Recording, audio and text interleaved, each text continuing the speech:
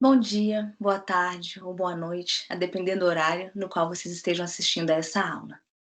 Convidada por Cristiano Anunciação, coordenador de comunicação, em nome de Gisele Lima, presidente, e de Felipe Azensi, coordenador do programa de produção acadêmica, todos do Conselho Internacional de Altos Estudos em Direito, CAEDJUS, e em Educação, CAEDUCA, discorrerei nos próximos minutos como professora da Universidade de Brasília, a UNB, e atual editora-chefe da Amazônica, revista de antropologia, além de coordenadora do Comitê de Ética em Pesquisa em Ciências Humanas e Sociais, o CEP-CHS da UNB, sobre o que considero como um artigo excelente. É importante destacar de antemão que não existe artigo excelente se tomarmos esse adjetivo como sinônimo de perfeito. As nossas pesquisas nunca são estanques e acabadas, sempre resultam em dados provisórios. Ao contrário de ser um problema, essa observação inicial mostra que esse limite possibilita que o conhecimento avance por meio de outras pesquisas e, portanto, de novas descobertas. Dito isso, independentemente da área do conhecimento científico, porque eu parto aqui da antropologia e converso com profissionais do direito e da educação, mas para além das ciências humanas e sociais, se abarcarmos também as ciências biológicas e outras áreas do conhecimento, como eu falei, eu gostaria de pautar minha fala a partir de 4 perspectivas. A primeira, do autor ou da autora. A segunda, a do coordenador ou da coordenadora de um comitê de ética em pesquisa. A terceira, do editor ou da editora de um periódico científico. E a quarta, do leitor ou da leitora. Essas posições atualmente eu ocupo e, portanto, vou discorrer, né, desse lugar privilegiado por assumir atualmente essas 4 perspectivas. Da perspectiva do autor ou da autora, eu saliento que não existem regras rígidas ou receitas prontas para a redação de um artigo científico. Assim, eu vou tecer reflexões que podem auxiliar, como um guia, a elaboração de trabalhos acadêmicos. Para escrever um artigo de qualidade, é preciso ter referências teórico-metodológicas que embasarão o tema a ser estudado. Ao elaborar um projeto de pesquisa que se desenvolverá na pesquisa e se consolidará em um trabalho de conclusão de curso, um TCC de graduação, uma dissertação de mestrado, uma tese de doutorado e ou um artigo, é necessário realizar uma revisão bibliográfica do assunto e explorar, por meio de um método científico, o problema a ser investigado. Escrito o projeto e desenvolvida a pesquisa, como então textualizar sobre os dados colhidos? Como então passar para um texto, né, todos esses dados que foram ali colhidos durante a pesquisa? Segundo o antropólogo Roberto Cardoso de Oliveira, em O Trabalho do Antropólogo, Olhar, Ouvir e Escrever, o ato de escrever é simultâneo ao ato de pensar. É no processo de redação de um texto que nosso pensamento caminha. O ato de escrever e o ato de pensar são, portanto, solidários. Uma dica que pode guiar essa empreitada é seguir a sequência padrão de sessões de um artigo, muito embora ela não precise ser obedecida à risca. Aliás, na antropologia, por curiosidade, como exemplo, quase não se segue esse padrão, mas, como eu falei, ele serve como um guia para a gente poder elaborar os nossos trabalhos. A ordem é a seguinte: introdução, material e métodos, resultados, discussão, conclusões e referências bibliográficas. Tem um informativo na página online da Coordenação de Aperfeiçoamento de Pessoal de Nível Superior, a CAPES, intitulado Como Escrever um Artigo Científico Passo a Passo, que discorre sobre cada uma dessas etapas. Vocês podem consultar esse informativo, como eu falei, na internet.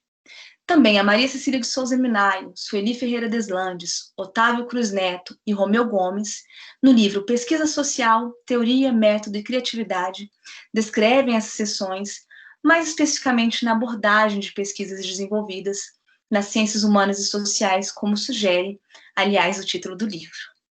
Bom, na introdução, o que deve aparecer? Devem ser apresentados o tema da pesquisa, o problema estudado, os objetivos propostos e os trabalhos até então desenvolvidos sobre o assunto. Na seção referente ao material e aos métodos, devem ser descritos os materiais e os procedimentos utilizados, além das pessoas e ou dos grupos sociais acessados, caso a pesquisa envolva seres humanos. Aspectos éticos da pesquisa também devem ser citados nessa etapa, mas eu vou discorrer especificamente sobre ética em pesquisa adiante. Quanto aos resultados, há diferentes formatos nos quais eles podem ser apresentados, a depender de a pesquisa ser quant ou qualitativa. Ora, existem diferentes técnicas de coleta de dados e também variados procedimentos para a organização e análise desses dados. Expostos os dados, na discussão deve ser feita uma interpretação desses dados. E nesse momento ficam ainda mais evidentes a imbricação da prática com a teoria, os avanços e também os limites do estudo, bem como as recomendações para pesquisas futuras. Finalmente, antes das referências, as conclusões devem responder às questões da pesquisa, sempre de modo provisório, como eu já salientei. No âmbito das universidades e ou das faculdades, existem bancas de defesa de TCC, de qualificação e de defesa de dissertação de mestrado e de qualificação e defesa de tese de doutorado, que também asseguram que o conhecimento produzido nesses trabalhos e difundido posteriormente em artigos seja robusto. Bom, em uma segunda perspectiva, para além daquela do autor ou da autora, no caso de a pesquisa envolver seres humanos, o coordenador ou a coordenadora de um comitê de ética em pesquisa assume uma espécie de mediação entre o pesquisador ou a pesquisadora, que ainda não é autor ou autora, e seus interlocutores ou suas interlocutoras, ou seja, os participantes ou as participantes dessa pesquisa.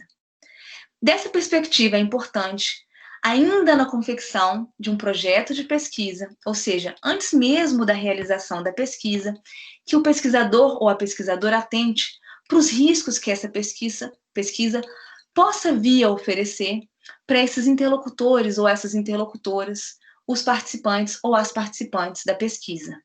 Os comitês de ética em pesquisa no Brasil, que segundo dados de agosto de 2020 da Comissão Nacional de Ética em Pesquisa, a CONEP, são 845 espalhados pelos estados brasileiros e pelo Distrito Federal, são colegiados interdisciplinares de caráter consultivo, deliberativo e educativo, ligados à Comissão Nacional de Ética em Pesquisa, a CONEP, criados para avaliar a eticidade de pesquisas na tentativa de dirimir esses riscos e defender os interesses dos e das participantes da pesquisa em sua integridade e dignidade.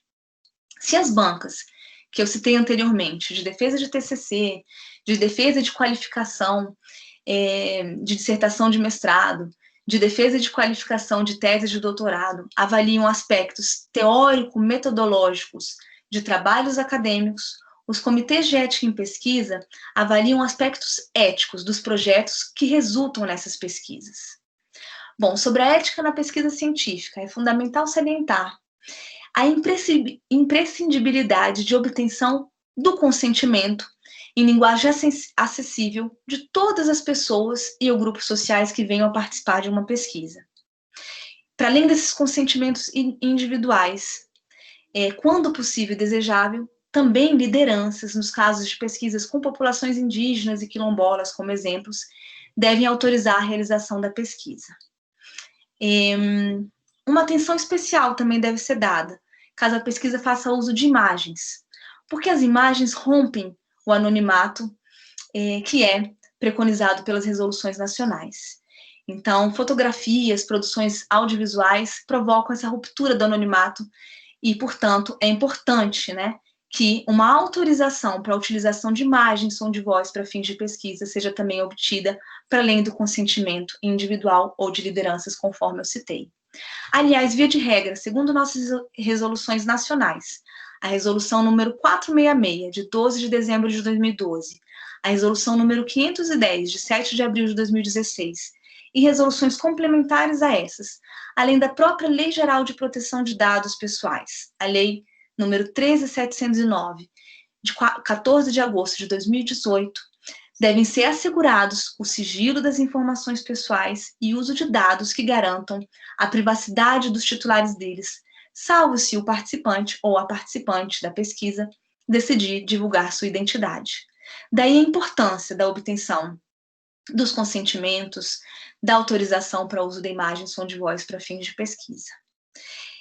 Para além dessas autorizações, é importante salientar que a participação deve ser gratuita, ressalvadas as pesquisas clínicas de fase 1 ou de bioequivalência, que são, respectivamente, aquelas nas quais se testa a segurança de um novo medicamento, mediante o recrutamento de pessoas sadias, e aquelas nas quais se compara um medicamento genérico ao melhor padrão existente no mercado. Salvo essas pesquisas clínicas de fase 1 ou de bioequivalência, todas as demais pesquisas no Brasil, elas devem ser gratuitas. Ou seja, os participantes das pesquisas ou as participantes da pesquisa, eles ou elas não podem ser remunerados pela participação. Além de gratuita, a participação também deve ser voluntária, ou seja, o participante ou a participante é livre para recusar-se a participar, retirar seu consentimento ou interromper sua participação a qualquer momento. Ainda, instituições, nos casos de pesquisas a serem realizadas em espaços como escolas e hospitais, devem igualmente fornecer um aceite prévio à entrada nesses locais. Além das instituições onde as pesquisas serão realizadas, as instituições proponentes, ou seja, aquelas que propõem a pesquisa, também devem anuir a realização da pesquisa. Para citar um exemplo, se eu quiser fazer uma pesquisa numa escola, para além do aceite da instituição na qual essa pesquisa vai ser realizada, a escola, é preciso que a instituição a qual eu estou vinculada, no caso a UNB, também dê uma ciência, ela autorize a realização dessa pesquisa. Essa autorização é dada em um documento que se chama Folha de Rosto, gerado pela Plataforma Brasil.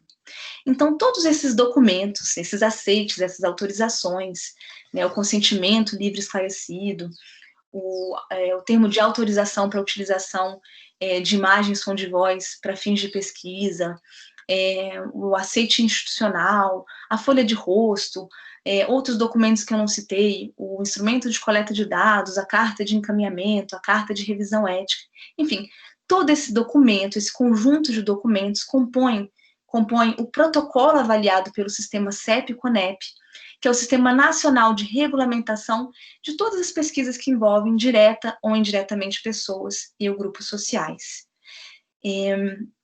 Para mais informações sobre esse sistema, e mais especificamente sobre o funcionamento do Comitê de Ética em Pesquisa em Ciências Humanas e Sociais, esse do qual eu sou atualmente coordenadora, é possível consultar a página na internet do nosso comitê, www.cepchs.unb.br.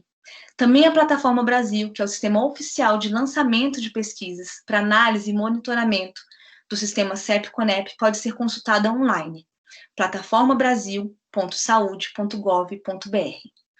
Bom, esses documentos são importantes de serem considerados porque a aprovação de projetos pelo sistema CEP-CONEP, formado pela Comissão Nacional de Ética em Pesquisa, ligada ao Conselho Nacional de Saúde do Ministério da Saúde, que é uma instância reguladora dos comitês de ética em pesquisa que atuam localmente, essa aprovação de projetos por esse sistema tem sido uma exigência das agências de fomento a pesquisas e também uma exigência de revistas para a publicação dos resultados dessas pesquisas.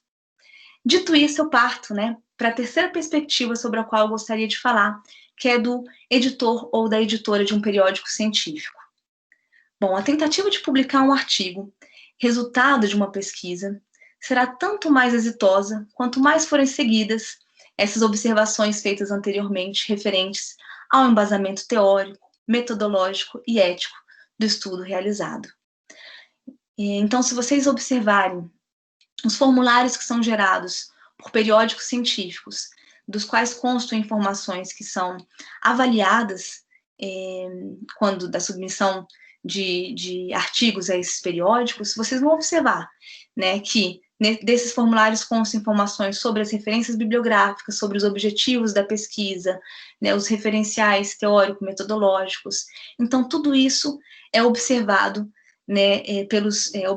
pelos periódicos científicos. Então, as referências bibliográficas, elas devem ser atuais, credíveis, pertinentes ao texto. Os objetivos devem ser claros e adequados ao método proposto. Deve haver coerência entre o quadro de referencial teórico, ético, metodológico e análise dos dados. Os resultados devem trazer reflexões inovadoras. Então, isso é observado pelos periódicos científicos. Além do conteúdo, a forma é também apreciada. O artigo deve ter uma redação clara, sem erros do ponto de vista gramatical e ortográfico. Ainda, é importante seguir as adequações às normas e orientações aos autores ou às autoras específicas do periódico no qual se almeja publicar o artigo. Essas orientações estão disponíveis nas páginas na internet dos periódicos, dos diversos periódicos científicos. Para a escolha da revista científica mais adequada para a submissão de um artigo, é importante que o autor ou a autora verifique aquele que é referência na área de atuação desse autor ou dessa autora. O estudo a ser publicado ele deve estar de acordo com o escopo da revista. Um outro critério de escolha de um periódico é a classificação dele no Qualis da CAPES. E isso pode ser verificado por meio de uma consulta online à plataforma Sucupira. Bom, da parte do periódico científico, ele garante a qualidade de suas publicações pela apreciação dos artigos a ele submetidos pelos membros do seu comitê editorial. Então, há um comitê editorial capacitado para avaliar os artigos submetidos àquele periódico científico. Além desse comitê editorial, como eu disse, capacitado, pareceristas ad hoc qualificados realizam igualmente uma leitura crítica e criteriosa dos trabalhos submetidos a revistas, assegurando o rigor na disseminação do conhecimento científico. Os pareceres, eles frequentemente incrementam esses artigos por meio da indicação de leituras que não foram feitas, por meio da revisão substancial desses textos e também por meio da realização de outras contribuições pertinentes. Se os comitês de ética em pesquisa, eles são mediadores entre o pesquisador, a pesquisadora e seus interlocutores ou suas interlocutoras, os participantes ou as participantes de pesquisa, os periódicos científicos eles podem ser considerados como mediadores entre o autor e a autora e o leitor ou a leitora de um artigo. E aí eu chego à quarta perspectiva, aquela do leitor ou da leitora. O controle da qualidade das publicações também ocorre pela leitura da comunidade de pares e da sociedade mais ampla. Essa quarta perspectiva, a do leitor ou da leitora, é imprescindível para o controle de dados. Como bem salienta Roberto Cardoso de Oliveira, na obra que eu citei, o trabalho do antropólogo Olhar, Ouvir e Escrever, o processo de escrever é permeado pelos debates realizados em congressos e demais eventos científicos, pela atividade docente, pela pesquisa na biblioteca. Então, o leitor ou a leitora, como eu falei, os nossos pares ou a sociedade mais ampla, permite que novas leituras sobre aquele conteúdo publicado sejam feitas por meio de críticas e também da ampliação e do aprofundamento de discussões. Essas diferentes perspectivas, do autor, da autora, do coordenador, da coordenadora de um comitê de ética em pesquisa, um CEP, do editor ou da editora de um periódico científico e do leitor ou da leitora, permitem aprimorar o trabalho acadêmico e aproximar o artigo científico daquilo que poderia ser adjetivado como excelente. A ciência pode, então, a partir e por meio dessas perspectivas, avançar. Bom, espero ter contribuído com o aprendizado de vocês sobre a redação de um artigo científico. Eu agradeço a disponibilidade de vocês me ouvirem e fico aqui à disposição para tirar dúvidas e eu continuar esse debate por e-mail. E então eu forneço aqui o meu e-mail, que é equinaglia, meu sobrenome, QUINAGLIA, equinaglia, tudo junto, @hotmail.com. Muitíssimo obrigada e até a próxima.